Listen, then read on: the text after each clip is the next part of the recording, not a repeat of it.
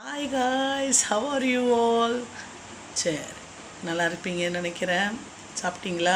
Okay. Today the topic is tit for tat.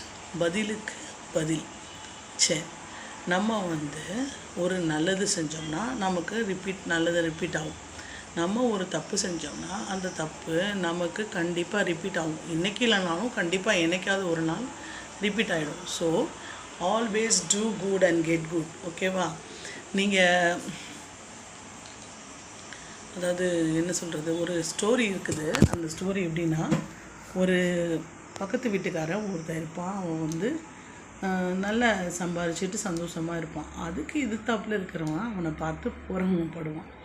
So அவன் என்ன சாமிக்கிட்ட வேண்டுவானா, சாமி இந்த மாதிரி எனக்கு எது பக்கத்து வீட்டுக்காரனுக்கு எது கிடைச்சாலும் அது எனக்கு 2ஆக கிடைக்கணும் அப்படின்னு வேண்டுவான். ஒரு நாள் தெரியாமல் பக்கத்து வீட்டுக்காரனுக்கு ஒரு பவுனு நகை கிடச்சிருச்சு. ஸோ இவனுக்கு 2 பவுனு நகை இவனுக்கு உடனே அடுத்த நாளே கிடச்சிருச்சு. சரின்ட்டு ஒரு நாள் ஒவ்வொரு நாள் இது மாதிரி ஒரு நாள் அவனுக்கு ஒரு பிரியாணி கிடச்சிச்சு.